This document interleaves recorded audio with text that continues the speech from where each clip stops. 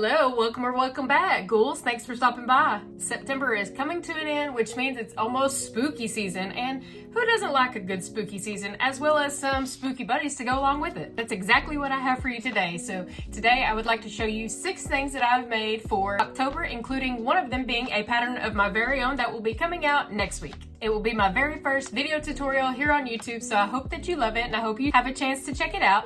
But let's go ahead and get into these, and I want to start with home decor items, if you will. So to start off with, there was a painting at Michael's of ghosts. I believe they used maybe some plaster on it, I'm not 100%, but it was super, super cute, and as soon as I saw it, I really, really wanted it, but the price on it was $70. I'm not paying $70 for a painting. I'm sorry, it's just not happening. And I was like, you know what? I can make that. I've seen a lot of people go out and buy canvas boards and actually use plaster to make them, but I was like, how can I do this crochet? Well, I went to Dollar Tree, I got a canvas, a black canvas, and then I went and bought some glow-in-the-dark yarn and made my own, and here it is. I don't know about you, but I love it. And like I said, the yarn glows in the dark, so I'll be sure to include a clip of that for you here in just a second.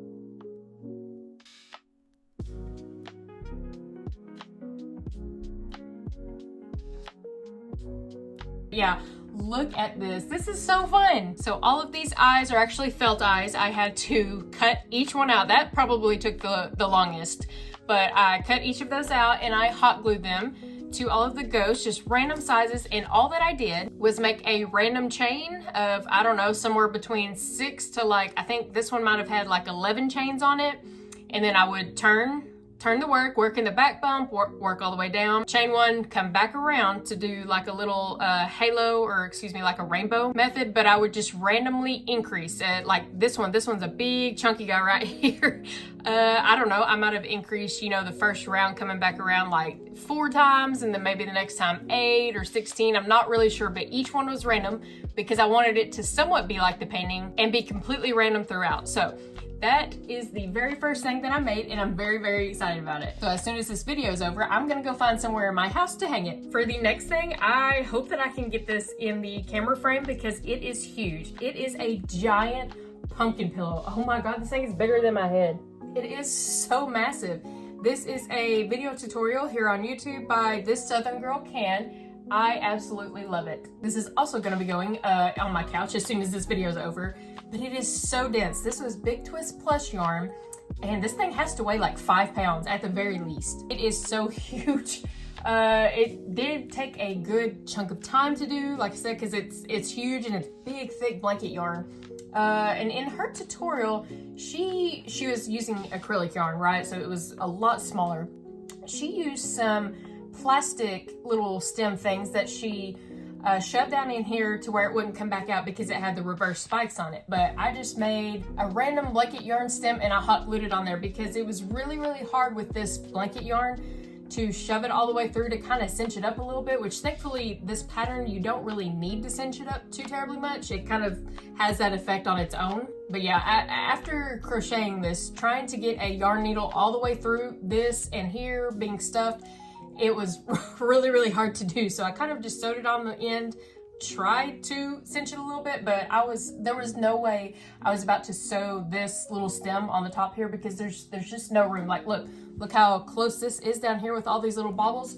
No way I was gonna be able to do that. So hot glue came in to save the day, and now I have a big old pumpkin pillow for my couch. And the last thing as far as home decor goes, I can't remember if I've said or not, but I have 6 things to show to you today, 6 different patterns. And this is the last one. 3 of them were home decor type of items, and the last 3 are stuffed animals. So the next thing is a skull tapestry from Love and Stitch Design, and I found it on their website.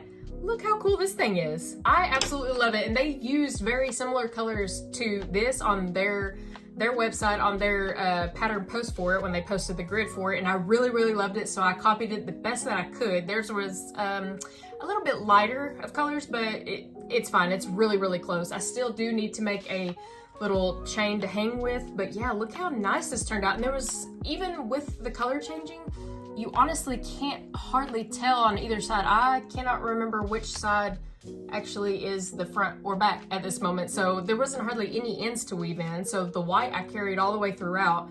So I had 1, 2, 3 4 ends maybe to weave in. It was really, really nice and enjoyable to work with. That way I didn't have to weave nothing in. I don't have to put a back on it because, I mean, you can't really even tell which one's which. But this one is also gonna be staying with me, but I did make a second one.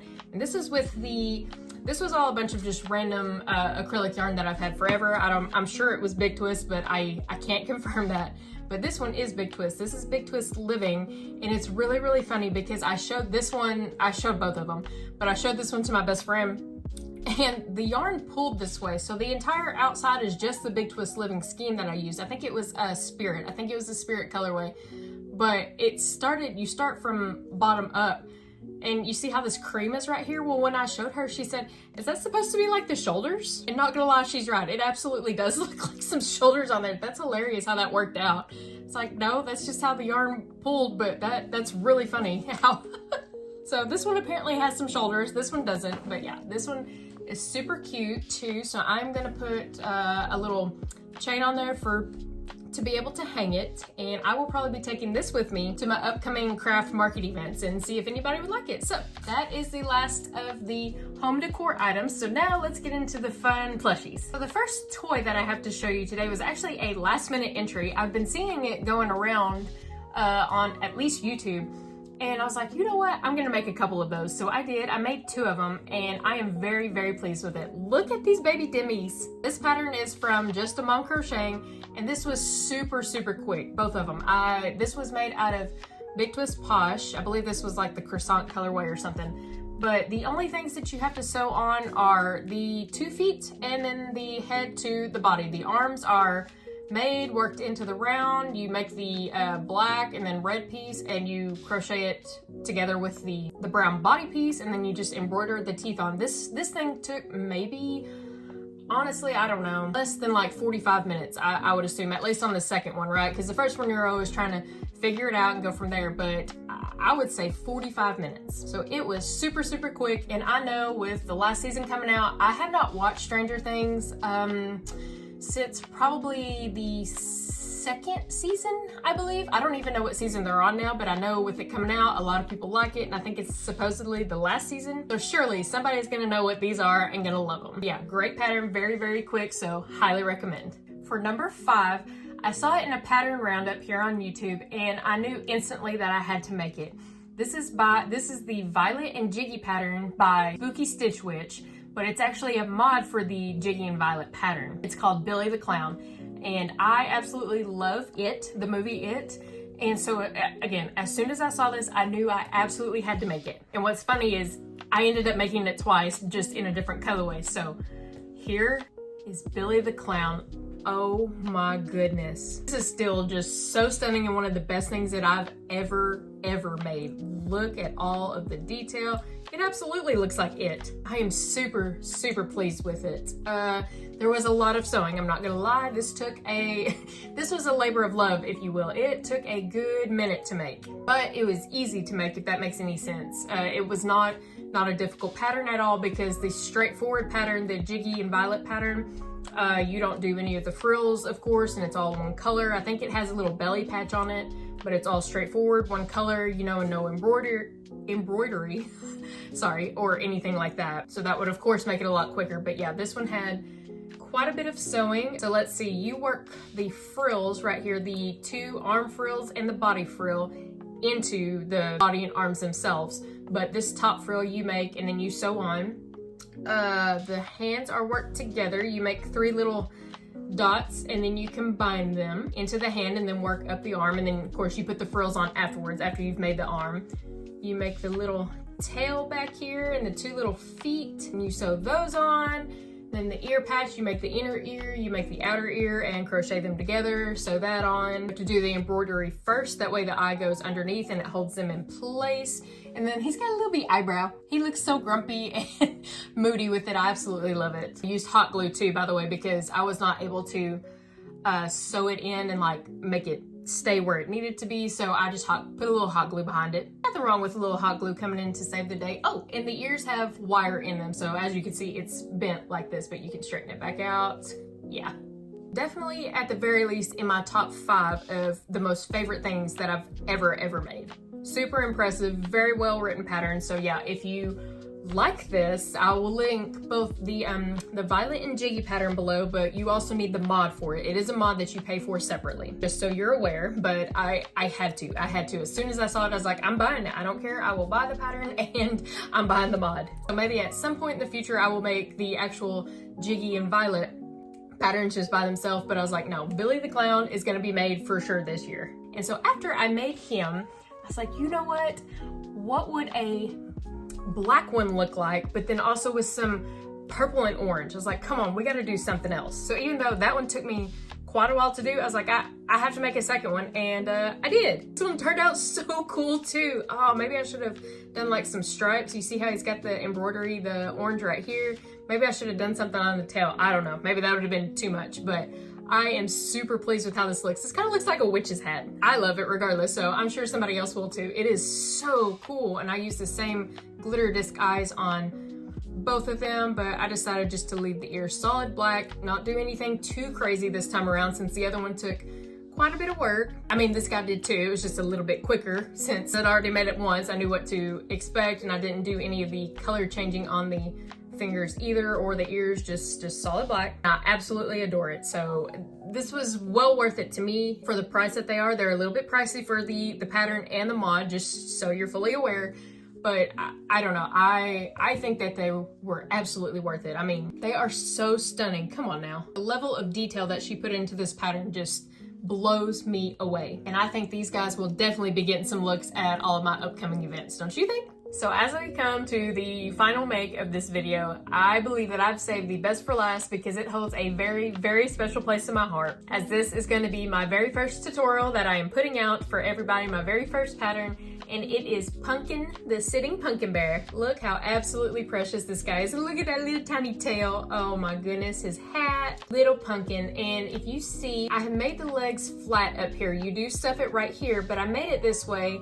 And you sew it, you basically, you'll see in the tutorial, you fold the legs flat, you crochet them together, you fold them flat, and then you whip stitch it this way. That way, he can sit and be a little desk buddy. It was designed that way. I wanted to design it that way. And I went through, I think, 3 other variations of it first, because initially it was kind of looking like a cat, which, hey, maybe that's opportunity for a mod at some point in the future, but right now I just wanted the little pumpkin bear. And I am very, very pleased with it. This is made out of Big Twist Posh and Baby Bear. And actually, so I've made a few. So if, you know, you really, really like the Posh, and of course, you know, Michael's is coming back out with the Posh Pearl and everything like that. So here is the size if you're wondering what it's gonna be like. Here's this darker one.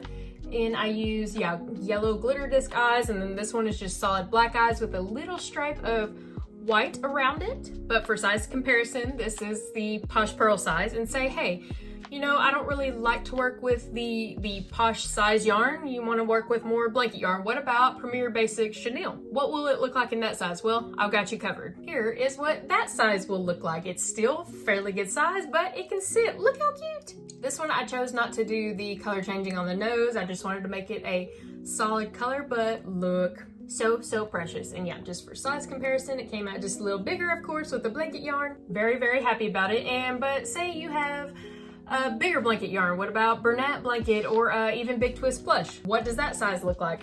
I got you covered. Ta-da! Here is the Big Twist Plush size, and look how big that one is compared to just the basic chenille. I mean, oh my goodness. Big chunky pumpkin bear. And with this one, I decided to do the embroidered eyes. Look how nice that came out. This one is extra snuggly too. I love it. It's so squishy. But what if you don't like working with the bigger, chunkier yarn and you like to work with just the acrylic yarn? We got you covered for that one too. And here is the little tiny acrylic one. This will be perfect for a little desk buddy. Come on now, look how adorable that is. He sits just in the little palm of my hand. Oh my God. That is precious. And I love the little tail. It's so tiny, but I had to make sure while I was designing this that each type of yarn could be used for it. And it is. It's the same exact pattern. I didn't alter anything other than maybe the arm placement. So of course we all have to keep that in mind, that maybe if our tension is just a little bit different, we may need to place the arms or the legs in a different spot. But guess what? This pattern is low-sew. It's not no-sew, but it is low-sew because the arms are worked into the round all the way. The ears are surface crocheted on, so you would have some ends to sew in there.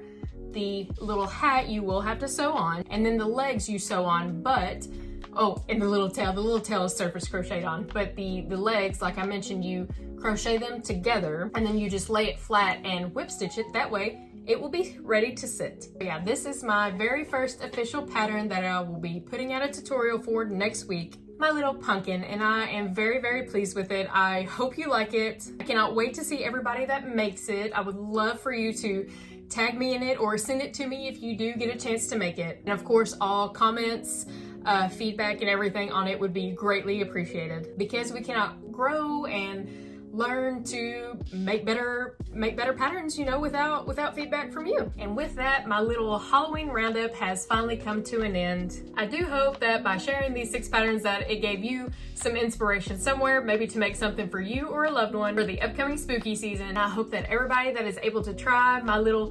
pumpkin, the pattern whenever it does come out, absolutely loves them just as much as I do. We appreciate you so much. We wish you a super spooky season, and we will holler at y'all in the next one. Bye!